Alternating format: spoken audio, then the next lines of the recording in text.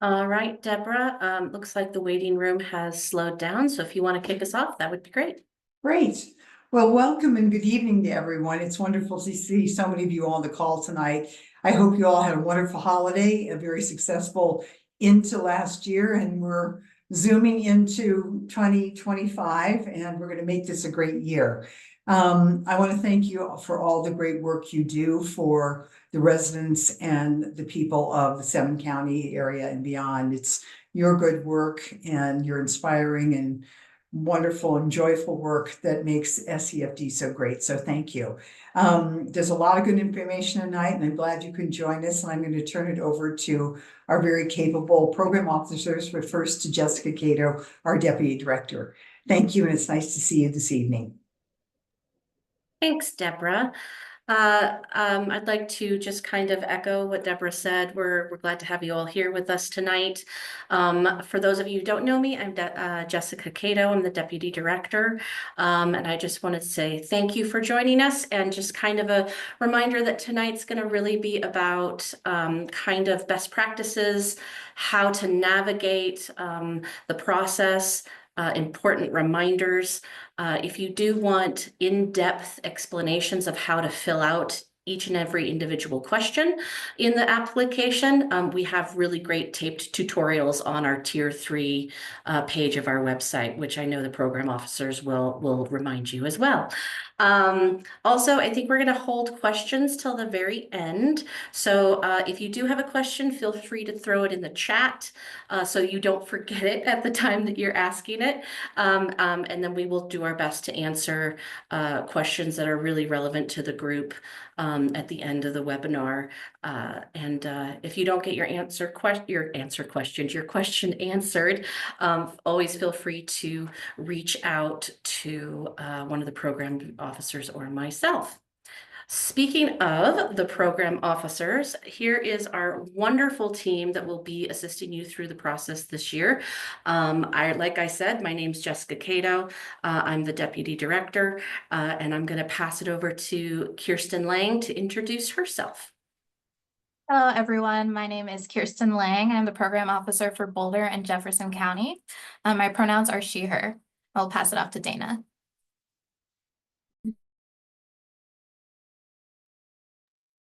Greetings. I was having a problem with my audio. Greetings, everyone. My name is Dana Magnotwani. My pronouns are she, her, and I work with Denver, Broomfield, and Adams counties. Tim? Hi, everyone. Tim Murphy. I am the program officer for Arapahoe and Douglas counties, and my pronouns are he and him. Thanks. All right, thank you all so much. Again, these are the program officers who are willing to assist you through this application season. They're all amazing, amazing people, as well as extremely knowledgeable of grants and nonprofits and our system. So please rely on them. They are a wonderful resource for all of our organizations as we move through this process. And with that, I'm going to hand it over to Kirsten. All right, so before we dig into the grant application itself, we just want to talk about spreading the word. As you all may have heard, we're gearing up for a 2028 reauthorization campaign, and in the process of that, we want to make sure it's really important that the people, the citizens of the district, know how pivotal SEFD is to their arts and culture experience. So on our website, if you go to whoweare/spread the word, we have county fact sheets, we have SEFD fact sheets, banners, our updated logo and color palette. You can see the current logos on the screen right now. If you're still using the logo with the white polar bear, we ask that you update that as soon as possible. On this page, we also have our communicators toolkit, which will have basically everything your communication team needs, your social media sites need to share information about SEFD. So we really encourage you to avail yourself to those resources. Jessica, can we move on? All right, so into the stuff with the grant application, just a quick rundown of the deadlines. If you received funds in October 2023, your final grant report is due next month, February 12th at 4 p.m. For those of you who are applying for grants in multiple counties, your deadline is March 5th at 4 p.m. And if you are applying in just a single county, your deadline is March 12th at 4 p.m. Please keep track of these deadlines. They are final. No applications are accepted once the deadline is passed. Looking forward for a grant cycle timeline, we will have our study sessions between April and May. The study sessions are when our cultural councils review your grant applications, and we'll touch up on that a little bit more later. Our funding plan reviews will be in June and August. The councils will meet with county commissioners and city councils to review the funding plans. In September, our board will approve the funding, and October is when your checks will be available for pickup. Just a quick reminder, if you have a final grant report due, you cannot submit your new application until that grant report is submitted. So please make sure you do that first. For our reminders, we just want to go over quickly our universal scoring rubric. So last year, all the councils adopted the same rubric. This is what all of you will be judged on when your applications are submitted. There's 50 points on the rubric. 10 points go to organization missions and objectives, 10 points for operations and strategy, 10 points for equity, diversity, inclusivity, and accessibility, 10 points for financial responsibility, and 10 points for impact on county residents. So each section of this rubric is going to be 20% of your total score. So we really encourage you to dig into those details on the rubric, which is available on our website, and make sure you're addressing each of those points very clearly. Great, thanks, Kirsten. I have one more. Oh, sorry. It's okay. Just going into the Tier 3 resources, on our Tier 3 website page, everything we're going to go over in this presentation, as well as plenty of things we don't have time to get into tonight, is available on this page. So if you go to the very top of our navigation bar on the website, we have the grant making tab. You'll click already funded. Even if you are not yet funded, this is still applicable to you. And then you go to Tier 3. There you'll see our county grant deadlines, which are updated yearly, grant application tutorials. These are very in-depth. We encourage you to look over those. Our final grant report directions and tutorials, as well as a link to the grant portal if you ever lose that link. Now it's my turn. Yes. Okay. Jessica, if you could bring up the Flux login, please. We can just go over what the login page looks like.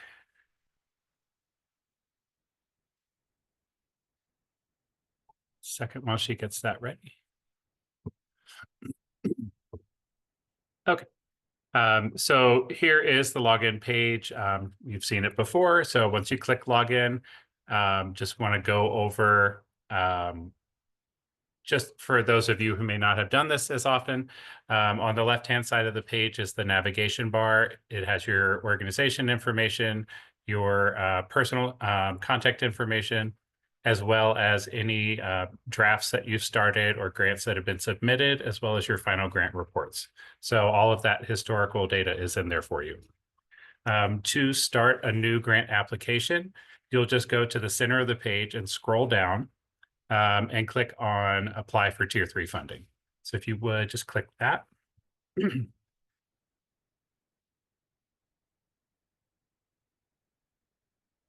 One second. There has been a kind of a refresh to the way the application looks. Everything is still the same. It's just a kind of a different look. You could just pull up one of the drafts as well. So as you can see, the toolbar is new at the top. That's going to tell you what stage your grant request is in, whether it's in a draft, if it's been submitted, when the program officers are reviewing the grant, and then when it goes to review by the cultural councils, and just so you can see every step of the process. And on your end, you'll also be able to see how long it's been in each stage.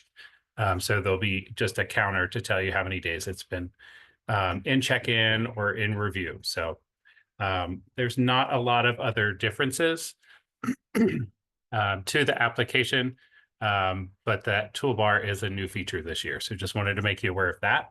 And to start your draft, you'll just need to click on the edit button at the top right-hand side.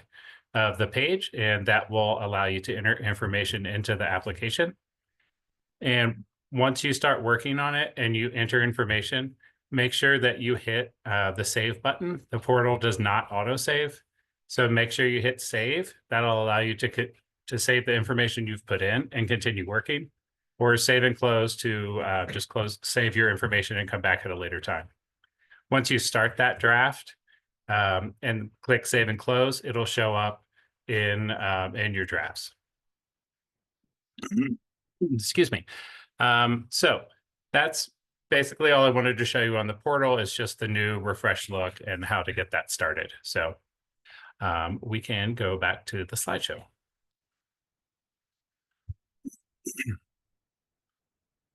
So while Jessica's getting that back up, before you get started with your grant application, just review who has access to your Flux account and who may need access. A lot of times we'll have people that are connected to your organization that are no longer a part of the organization, and they don't need to have access. So if you could just, check your account, see who has access. If you need to add somebody or remove somebody, please just contact one of the program officers and we'll take care of that for you. Okay, so now we're going to go over just some general recommendations before you submit your application. First and foremost, make sure you're tracking your activities and attendance throughout the year so that you have accurate information once you go to start your application. So that's a very important thing to be doing throughout the year. And you will hear this many times tonight, but please start your application early. The grant application is available to you beginning in December of each year. So you have about 3 months to look at the information we're requesting and get that together. And before you start working on the application, just remember to read through the application directions and watch those recorded tutorials if you need. And also, each county makes updates to their guidelines each year, so there could be some significant changes from when you applied in the past. So please make sure to review those. They're all listed on the Tier 3 page of the website. And if you have any questions about the process, please reach out to us well in advance of the deadline. We're always happy to help, but the closer we get to the deadline, the less time we're going to have to respond.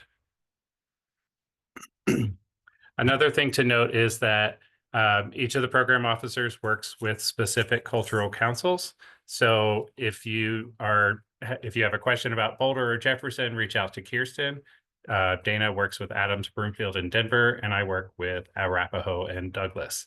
So you can reach out to any of us, but the 3 of us do work with those counties specifically. So we might have better information than the other. So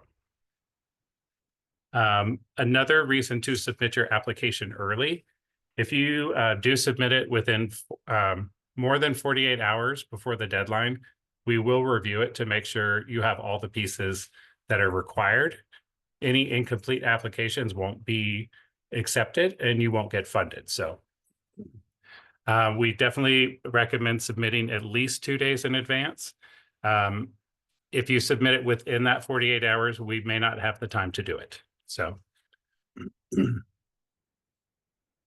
all right, so moving on, just some general grant writing tips to help you submit a successful application. Keep in mind that the cultural council members may change from year to year, so don't assume that everyone reviewing your application is familiar with your organization. A common critique that we hear from cultural council members is that applicants don't provide enough detail in their requests, whether it's for general operating support or program support.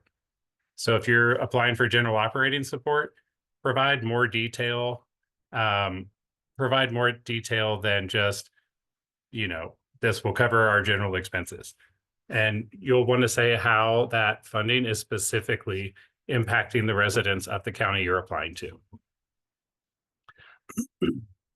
Another thing that we see frequently is that organizations don't provide all of the information that's required based on the application directions. And that's usually around staff lists, volunteer lists, um, board members, and those types of things. We really spell it out in the application directions, what you need to submit. So make sure you are checking off all those boxes. Also, you have the ability in the application to use formatting and bullet points to make your narratives clearer to read. You can also insert links to highlight your programming. These can be to videos, documents, or web pages. And this year, we've just added instructions on how to insert the hyperlinks. So that'll be at the very end of the application directions. And finally, please make sure that you proofread your grant application. Oftentimes, people will copy information from one project request for a county to another county's section and not update the county information or things like that. So just make sure that somebody is proofreading that application before it gets submitted. And it's often helpful to have someone other than the grant writer review it, just for a second set of eyes. And so with that, I will pass it over to Dana. Thanks, Tim. Hello, everyone. Happy New Year. As I said, I'm Dana Mayo 20, and I will go over some of the funding requests. We love all of our organizations. However, SFD funding is not guaranteed. So you really want to pay attention to make sure that your grant is complete and that you have thoughtful and engaging answers to all of the questions. The amount of funding available changes each year. It's based on what we collect. So as the number of organizations that apply, it may vary from year to year. As with most funders, do not assume you will receive 100% of the amount requested. The grant process is competitive. As Kirsten said, we do have that rubric, so please review that. And organizations that score higher receive more funding. Also, note that some of the cultural councils will not fund organizations that fall below a certain amount. In other words, your score may not reach threshold in order to receive funding. Organizations should make every effort to diversify their funding streams. Do not become overly dependent on SCFD or any other funder. A lot of our cultural council members pay attention to the numbers. So make sure that you look for any and all type of sources of revenue. Next slide, please. A little bit about general operating support. General operating support, or GOS, as we sometimes lovingly call it, is an unrestricted grant that helps organizations achieve its mission. GOS is typically requested from your organization's home county as per the Colorado Secretary of State filings, or if you can prove that at least 51% of your activities occur in the county which you are applying for general operating support. And again, you'll find this information in each county's guidelines. And that's on our Tier 3 webpage. To make sure that you're meeting at least the minimum requirements. If applying for GOS, your organization should focus on providing programs and activities in the county from which you have requested that support. I can't tell you how many times we see organizations that do programming in all the counties, and then their home county or their county that they're applying for GOS, there's really not a lot of activity. Cultural councils are increasingly hesitant to provide GOS funding to an organization that also receives GOS from another county. While GOS can be used for general operation of an organization, you should let the council members know what funds will be used for: salaries or program supplies, rent, etc. Also, let the council know how these funds will ultimately benefit the residents of the county. I'm going to repeat that. Ultimately show the benefit to the residents of the county. Check the county's guidelines to verify the organization is eligible to receive GOS funding. If you're not, you won't be able to receive funding. The county guidelines also determine the amount you are eligible to request. Most counties allow organizations to request a percentage of their most recently completed fiscal year revenue or expenses. And I think I may have it in actually another slide, but if you over request, your request amount will be amended by SCFD staff. Next slide, please. This is project support, which is restricted funding for proposed project. Project budgets must balance. With that being said, Jessica, do you mind going to the Flux account so we can go over a couple of details on that?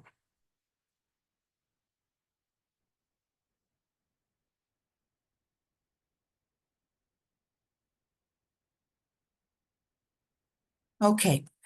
Jessica, do you mind going down to the area where it's a project?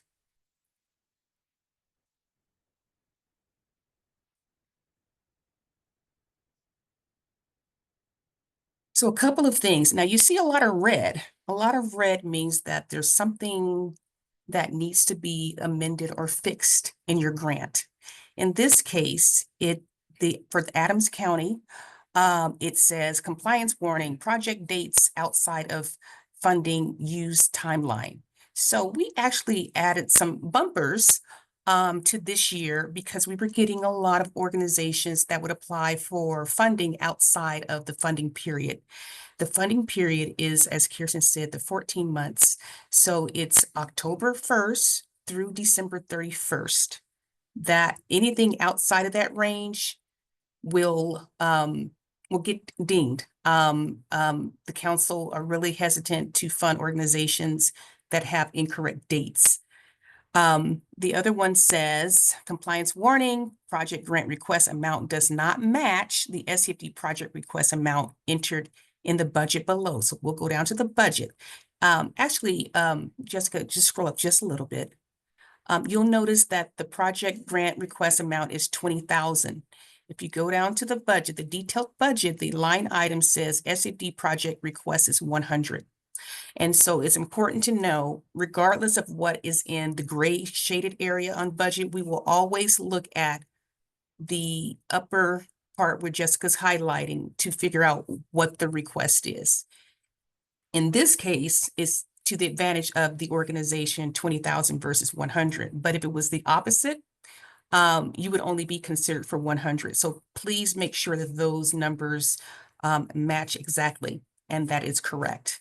And then the last one, compliance warning, total revenue budgeted should equal total expenses. For these budgets, the income or the revenue should match the expenses. So please make sure that your budgets match during your request for project funding. Jessica, scroll down just a little bit.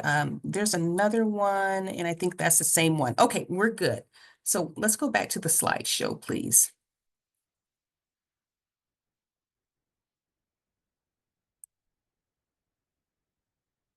So as I said, the request amount should be no larger than the amount allowed by county guidelines. If your request is above the amount allowed, your grant will be amended by the SCFD staff to the maximum that is allowed. Make sure that the amount entered for the project grant amount is the same as the SCFD project request entered into the project budget. And that's something that I'm just repeating, just to make sure that is clear. Be concise when explaining how the funds will be used. Large sums listed as other expenses or other income should be explained. That is a red flag for council members. When projecting attendance for a project, be realistic and accurate as possible. Know the venue's capacity. I've seen it where there's been a venue that holds, let's just use, for example, because I'm very familiar with this one, the Broomfield Auditorium. It holds roughly 288 patrons. I've seen it where people say that they're having 500 people come to one show. That's a red flag for councils. So your grant will be scrutinized. If you're requesting funding for a project that spans multiple counties, explain in great detail what your request from each county. Don't leave it up to council members to guess. Some counties require budgets specifically for their portion of the project, so be sure to review the grant deadlines.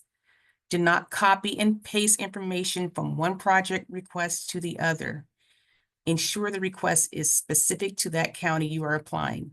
I cannot stress how many times I've seen grants with the wrong county in a narrative because the information was copied and pasted. See it a lot. Take your time and be creative. Councils appreciate this.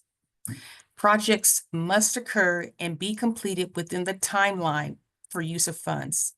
October, as I said before, through December of the following year. There's no exceptions. Any unspent project funds must be returned to SCFD, and we do watch that. Some pitfalls that may affect your scores include, this is for project, combining several unrelated projects into one huge project in hopes of getting more funding to execute several projects. The project requests must support a specific event or connected set of activities that occur in that said county. For example, if you have movies in the park over the summer or a dance class to fourth graders over the school year versus, and this one is when you cram a whole bunch of projects into one, which is you might have a summer concert, a movie screening, an art show. That's going to be scrutinized by council members, and they're becoming more and more reluctant, and they're actually noticing when you're putting more than one project in your grant application. If you're unsure, reach out to the SCFD staff. We're here to help. Another pitfall, research the location of the project if you are unsure. Make sure the park, the school, the church is in the correct county. Because I work with Broomfield and Adams County, there's a lot of times where Adams 12 is actually not in Adams 12. So let's just make sure that we're checking to make sure we have the correct county and that you're requesting funding from the correct county. Accuracy, accuracy, accuracy. Check for misspells and typos. Have some with fresh eyes look over your grant. As Tim said, it's very important that you make sure that your grant is written well. And then, as I said, again, know your venues and make sure that you're not over requesting. And now I'm going to turn it back over to Tim. Thanks, Dana. So now we're just going to go over some financial tips. So to begin with, please make sure you are submitting the correct financial documents based on your organization's revenue for your most recently completed fiscal year. If your organization's revenue is under 500,000, you just need to submit a profit and loss statement and a balance sheet. If you are 500,000 to 749,999, you'll need a financial review. And any revenue over $750,000, you need a financial audit. If you need a review or an audit, just note that those take time to complete. You probably wouldn't be able to get one done if you needed it for this year. If you don't have your review or audit done by the time of the deadline, you can submit the previous year's financial audit or review along with your balance sheet and profit and loss statement for the most recently completed fiscal year, just so that we have those documents. If you don't know which financial documents you need to submit, please just contact SCFD staff for assistance well in advance. Also, make sure you're submitting the correct documents for your organization's most recently completed fiscal year. It may or may not line up with the grant cycle, and that's fine. So if your fiscal year ends, February 1st, and the deadline is in March, just make sure we're getting your most recently completed fiscal year. Does not have to line up with the grant cycle. For balance sheets, a lot of times we'll only see assets listed on a balance sheet, and it should include both assets and liabilities, whether or not the organization has any liabilities. Just put liabilities equals 0. Because if it doesn't list both, it's not a balance sheet. And also balance sheets must balance.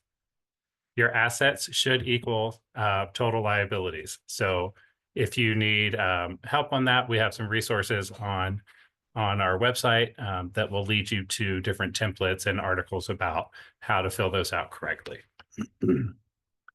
And if you will, please upload all of your financial documents as one file. So the balance sheet and profit and loss statement should be combined into one document and uploaded that way instead of multiple documents. Also, make sure that you're labeling your documents correctly. It should include your organization's name and the name of the document. So XYZ organization, balance sheet, and profit and loss. So just something very simple like that. Another thing that's really important in terms of your financials, if you had a deficit in your previous year, or if you're planning a deficit in your upcoming year, please just use the text box to explain why the deficit occurred and what your organization is doing to address that issue. A lot of times deficits are planned. You're spending down reserves, or you're doing extra work that you can recoup the costs on later. But if there's no explanation for why there's a deficit, it just kind of looks bad to the council members that are reviewing your application. Also, explain any large swings in revenue or expenses. So if you're projecting revenue that's 25% higher than it was the year before, just kind of put in some notes as to why that is. Because that is, it's not a red flag, but it's kind of a yellow flag as to why something's increasing or decreasing so drastically. And for your upcoming fiscal year budget, just be realistic, not aspirational. Your budget should be based on planned activities, planned income, things like that, and also based on your past performance. So those are just some tips on the financials for you.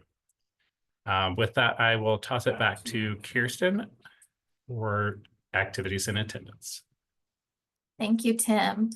So our activities and attendance, this is going to be one of your more time-intensive aspects of the grant application. As Tim mentioned earlier, we do recommend working on this throughout the entire year. If you have not had time to work on it throughout the entire year, we highly recommend you start tomorrow. So what you want to do is you want to download the correct activities and attendance template from the Tier 3 page of the website. This document gets updated every year. Please do not use a previous year's version. Please do not update a previous year's version. Just download the new template from the website.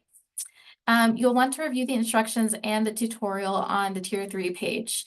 So one of the really important things is that this document automatically updates the totals based on what you input in the lower part of the document. So you'll want to make sure you're not editing any of the sections that are automatically updating. And you also want to make sure that you're following the input directions on the spreadsheet so that the totals do update correctly. If you're seeing any numbers coming up incorrect, please review those instructions again. It's possible that you just misplaced a letter.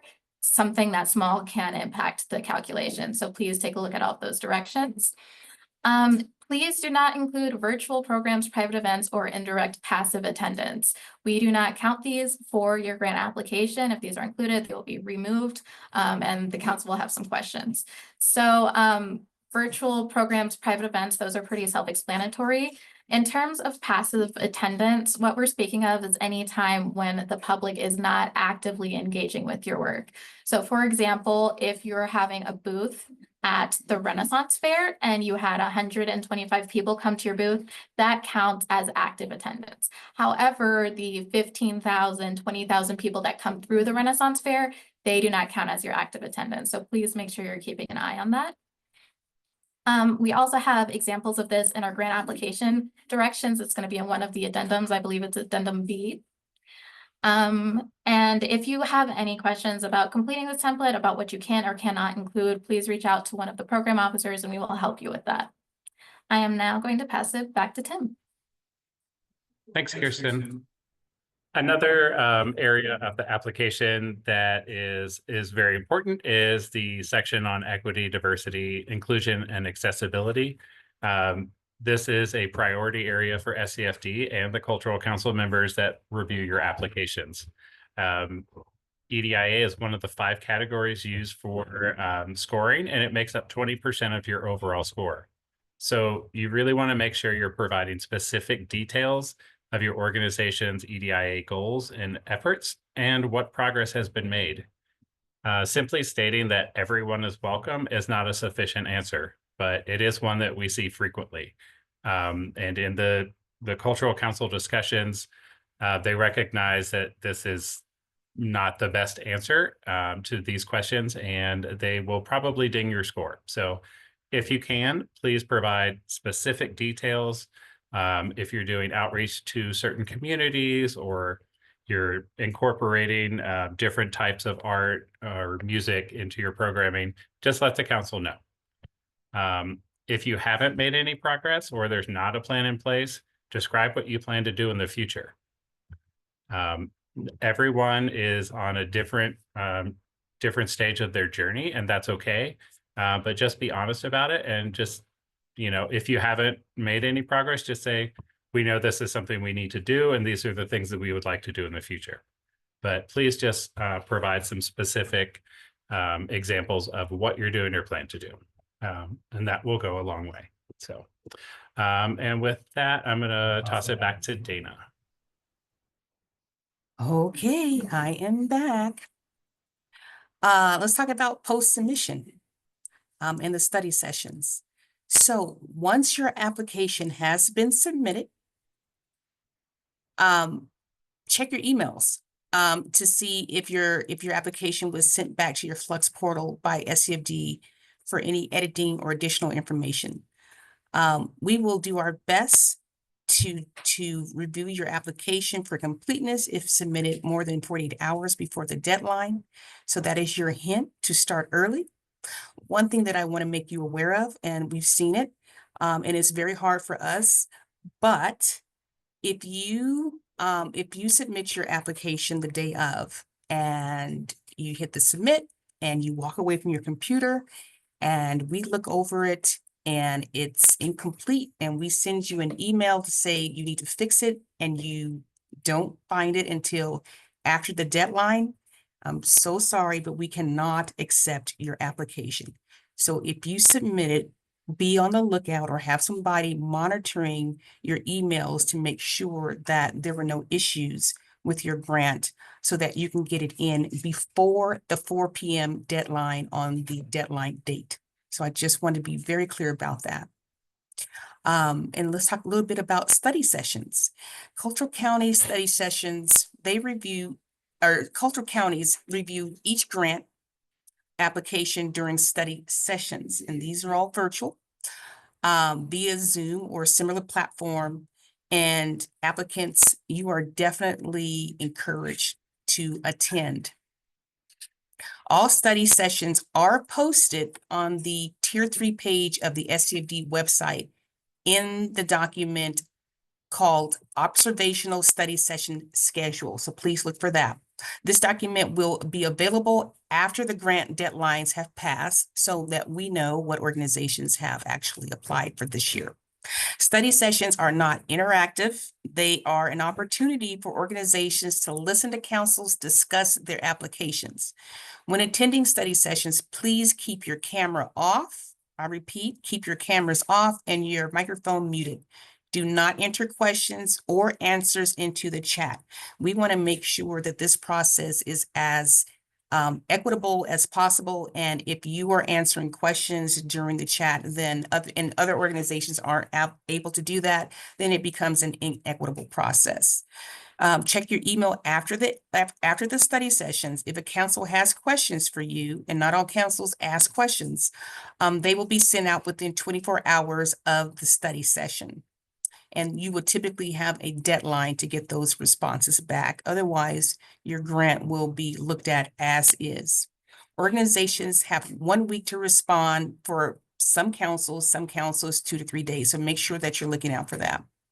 And this is your only chance to provide clarification or additional information and will have an impact on your score. Please keep your responses brief and relevant to the questions asked. please do not send a page of explanation. If you need to, you can put in a link, but try to keep your answers brief as possible. Make sure to respond to the council's questions within the amount of time provided. Responses received after the deadline will not be accepted. And as I said before, at that point, your application will be seen as is. And if they have some confusion, that will surely affect your score and hence your funding. And with that, I'm going to turn it over to Jessica to talk a little bit about resources. Thank you.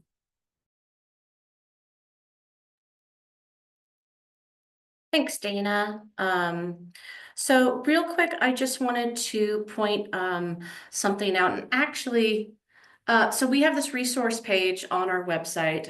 If under grant making already funded, there's a drop down for resources, and it's a page that has things that you might find interesting. And I'm actually going to stop sharing for a second and go back to our website, because we've mentioned the Tier 3 website a couple times, and I just want to show it to you real fast for those of you who aren't familiar. So scfd.org, this is oh, let me share the right thing. My apologies. There we go. So scfd.org is where you can find everything, and up here under grant making already funded, here's the resource page that I was just mentioning. You can see it probably a little better than before, but there's links to other grant opportunities. There's links to things that may be helpful for a capacity building perspective. Yeah,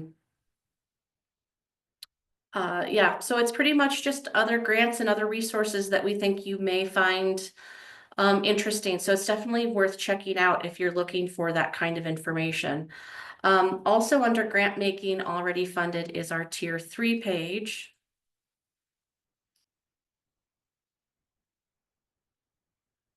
That pretty much has everything you could ever desire in resources for Tier 3. So you have your grant deadlines, you have links to the cultural councils so you know who's on those councils. Workshops and support. So here's where all of the online tutorials live. So for example, Kirsten was talking about activities and attendance. If you want a detailed overview of how to fill that out, basically cell by cell, this is the tutorial for you. So there's a lot of great resources here, as well as the application directions, county, the guideline matrix, and a link to the actual Flux portal. Further down, it is the links to deadlines for each individual counties, their guidelines, evaluation criteria, etc. Grant amendments and final grant reports. So pretty much everything you can think that we think you would need as a resource for Tier 3 is on this page. So definitely, if you're unsure of something, check this page out first. Likely there's going to be something that may help you.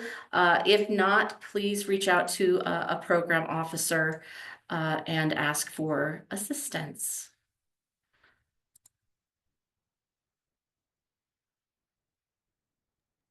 Thanks, Jessica. Now we're into the question portion of our webinar. And there were a couple that were put in the chat. I'm going to just restate them and give the answer that we gave, just in case you all weren't looking at the chat. One question was, can the financials documents be in an Excel file or PDF only? And financials are preferably in a PDF format. And that way there's no changes to it. It's PDF. And typically when you're uploading your QuickBooks, it comes in a PDF anyway. Another question is, question on hyperlinks. Can we use it to link to things like our value statements when relevant? And the answer to that is absolutely yes. You can use links for any web page or documents you think will be helpful to the councils. And we have a detailed page in the addendum to the directions on how to add links into your grant. And so if you think that there's something that you really want to be explained a little bit better, or you want to link something to your website, pictures are always fun. You can link your grant, or you can link your pictures to your grant. Another one is during study sessions, are organizations' names redacted? And the answer is no, they're not. When you're on a study session, typically it's exactly how it is now. I guess you could put an alias if you don't want people to know who you are on the session, but we don't redact anything as a public entity. Anything and everything is we go by sunshine law, so we're very transparent in what we do. Tim or Kirsten, did you have anything else to add? Because I think we have some more questions, and I'll just Sure. turn it over to one of you two. Carol's asking about counting attendance for events that are both in person and live stream. And for that, only include on the activities and attendance sheet your in-person attendance. Any virtual attendance you can talk about in the narrative sections of the application, but please do not put it on the activities and attendance spreadsheet. The next question is from Erica. If you are applying to a GOS in your home county and a project grant in the other, are you applying for each different deadline? And no, if you're applying in more than one county, whether it's general operating support or general operating support and a project. So if it's more than one, you're going to use the multi-county deadline. If you're only applying for one grant, use the single county deadline. And Jeff is asking about the scoring rubric. So on the tier 3 page of the website under county guidelines, the scoring rubric is listed alongside each county's specific guidelines. The scoring rubric is universal, so it's going to be the same for every county. So you can find that on the tier 3 page. Tim, could I just add real quick to answer a little bit more about Jeff's question about the scoring rubric? Not only do we have the scoring rubric, what you're being scored on, but we also have an explanation or description of what the councils use in order to score it. And so it goes from 0 to 10, and it gives you exactly what falls into each category. So you really want to focus on those scores that are 8 to 10. That's where we want to try to be. So make sure that you're familiar not only with the rubric, but what are they looking at to score it? Thanks.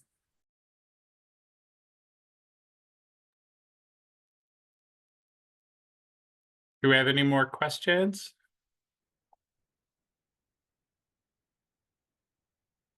There is one question. I want to say that Jedediah. No, Tim, can you go mute? Oops, sorry. Thanks.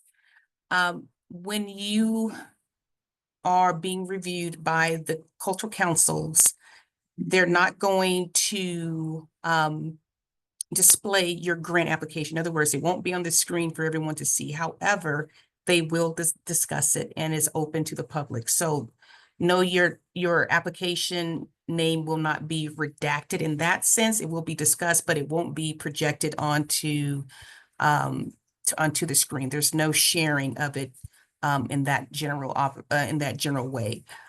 There is a way, and I think most organizations on the call tonight do know that we do have something on our website called public requests. And so organizations or people can request grant applications, but we don't typically just share them on the screen during the study sessions. I hope that answers your question. Do we have any other questions? We do have a question about resources to help organizations grow in the area of EDIA. The first thing that comes to mind, Denver Arts and Venues does a series on EDIA, which is free. I am looking for the link on it on their website right now. I'll find that and throw it in the chat, but that's a great place to start. Dana or Kirsten, if you have any other suggestions. No, Tim, that is actually what I was going to recommend too. They haven't done one in a while. And they were hosted by Dr. Juanita Tyler, as well as Tatiana Navas Neves. And they were excellent and they covered a lot of topics. If Tim cannot find it before we finish this evening, you can reach out to me. I have it in one of my emails that I could at least give you those links to the actual recordings. So I would also say, this is Jessica, I would also say on the resource page, there's links to organizations that their sole purpose is capacity building in a myriad of areas for nonprofits. Things like the Colorado Nonprofit Association, Colorado Business for the Arts also has a lot of great resources in a lot of different topics, including EDIA. So there are some links on that resource page that are worth checking out. Organizations whose main focus and priority is to provide education to nonprofits. So there's some on there, and like Tim and Dana said, we can get the links out for some of the other things that we know are happening to everybody. The next question on here was, how do we know the eligibility for GOS funding and what our max is?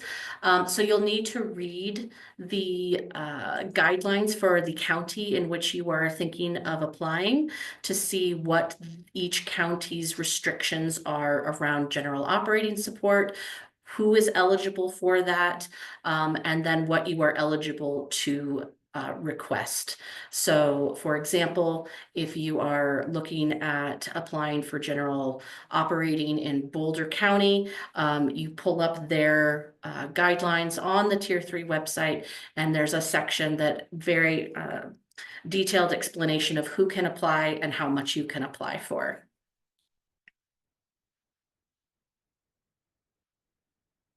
The next question is a question around a large swing in income and expenses due to a major reoccurring event that does not happen every year. Makes sense, an off year for sure. So that happens, I think, to many organizations that they have these predictable swings or sometimes unpredictable swings, depending on, you know, if you're an outdoor festival organization and you get rained out one day, that's going to really impact your numbers and your income and attendance the following year. So yeah, I would say you just use the narrative to explain. There's a couple different text boxes around under the financial section that do ask, is there anything that you want the council to know? Anything that you want to explain? It's a great place to just let council members know why there seems to be something that looks out of place. But if you use that text box, then they don't have to go hunting and wondering. They go, oh, well, that makes complete sense. So. Jessica, can I add on to that, which is if you think that if you're an organization that may have, you're consistently under 500,000 and for some reason NEA gives you this huge amount of money, which is also awesome, and you go for 750, reach out to the SCFD team. We can walk you through that, but typically if it's a one-time event and you're not expecting it to happen, you can submit your regular financials, but reach out to us so that we can walk you through that in order to make sure that you're not missing anything that you may have to need a review or an audit for, because we don't like when organizations are unaware of what they need to submit in order to be compliant with the grants directions. Thanks, Dana. The question that we have, and I think we're gonna probably, I think we're kind of wrapping up, is around the slide deck. Yeah, we'd be more than happy. So this recording, we can make the slide deck available as well. We'll be on the Tier 3 website, or webpage rather, in the next couple days. So definitely check back, and you can grab a copy of either the recording or the slide deck to share. And I think Dana just mentioned, what is the minimum maximum for a financial review? So an external financial review by a CPA, that is going to be if you are over $500,000 in revenue, your most recently completed fiscal year. So if you have questions around that, as Dana said, and you're unsure, if you're right on that cusp and you want to talk to one of us, reach out to one of the program officers, and they'll help you through that process. Kirsten, did you have anything else to add as we're wrapping up? No, nothing else for me. Okay. Well, thank you all. We surely enjoyed having you tonight. On the screen, you have the contact information for all of us. We are extremely available to all of you to help you through the process. And so don't be shy. Just pick up the phone, send us an email, and we'll get back to you as soon as possible. So thank you all, and we look forward to a very engaging and successful grant season. Thanks, everybody. Thank you. Thank you.